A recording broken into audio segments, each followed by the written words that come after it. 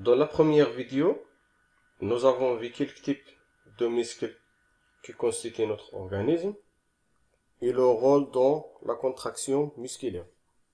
Et aussi, nous avons identifié d'autres éléments qui interviennent dans la contraction musculaire pour réaliser des mouvements.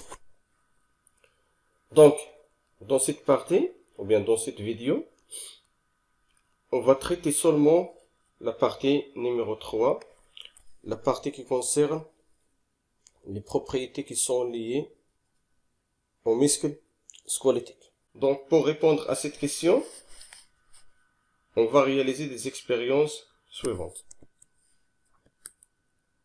Dans la première expérience, nous avons un muscle dans deux états. Le premier cas avant l'excitation et le deuxième cas après l'excitation. Donc, premièrement, vous faites une comparaison entre l'épaisseur des muscles dans les deux cas et aussi entre la longueur de ce muscle dans les deux cas. Donc, lorsqu'on fait cette comparaison, on va constater que après l'excitation, l'épaisseur et le comment, il augmente. Par contre, la longueur est diminue. D'accord? Et ici, vous constatez qu'on a utilisé une excitation de nature électrique.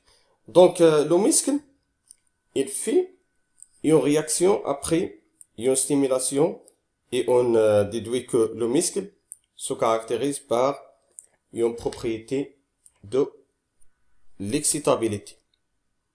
D'accord?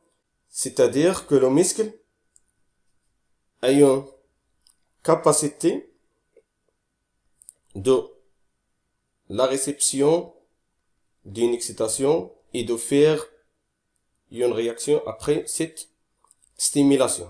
D'accord? إذن هنا من استعملنا هذه الاكسيتاسيون إلكتريك يعني العضلة دارت ردة فعل بعد استقبال هذا الاكسيتاسيون. قدرة العضلة على استقبال يعني الاكسيتاسيون كنقولوا بأنها عندها خاصية ou bien la propriété de l'excitabilité. D'accord? Et aussi, on dit que le muscle, il se caractérise par une deuxième propriété qui s'appelle la contractilité. C'est quoi la contractilité? La contractilité, c'est-à-dire que le muscle a une capacité de se contracter.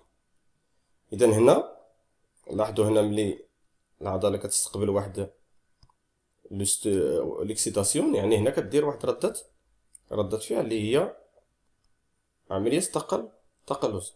إذن هنا لمعرفة هل العضلة في حالة تقلص أو حالة تمدد يكفي فقط ملاحظة الطول ثم السمك la longueur et l'épaisseur.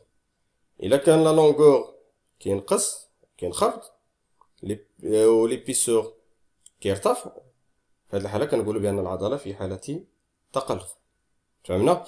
إذن هنا توصلنا أن العضلة الهيكلية تتميز بخاصيتين l'excitabilité et contractilité.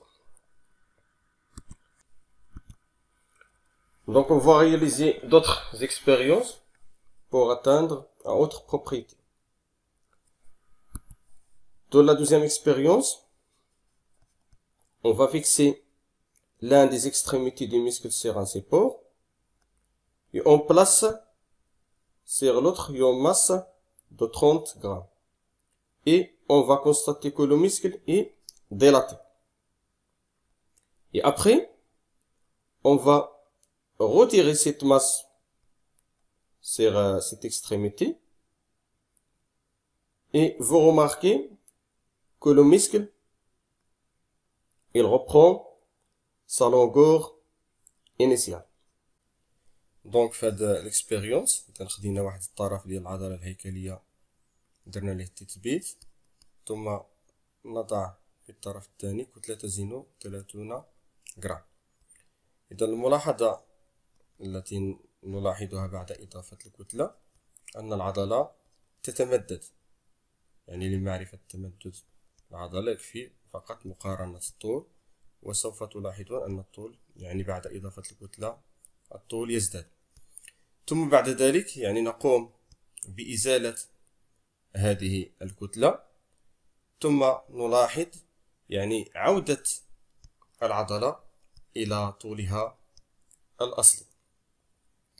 Donc, on déduit que le muscle,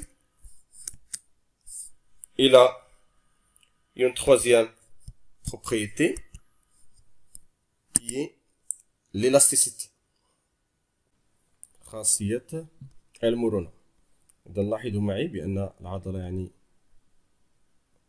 يعني قبل إضافة الكتلة يعني لديها طول منخفض، بعد إضافة الكتلة يعني طولها يزداد. إذا هنا نقول بأن العضلة تتمدد.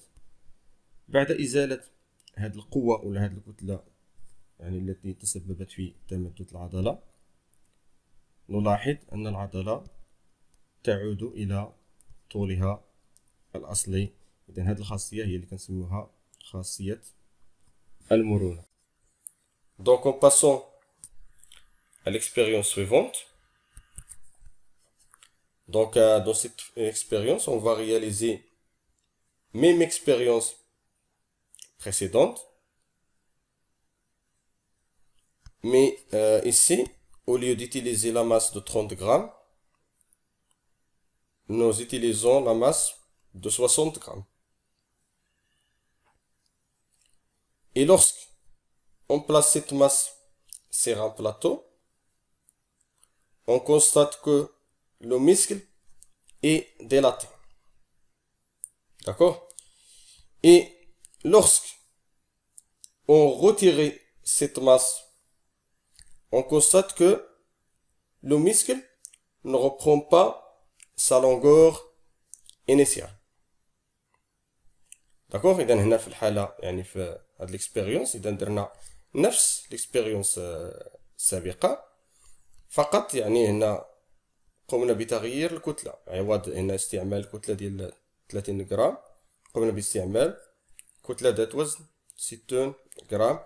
ثم الملاحظة هنا بعد إضافة الكتلة أن العضلة تتمدد، ولكن بعد إزالة الكتلة كنلاحظوا بأن العضلة لا تعود إلى طولها الأصلي.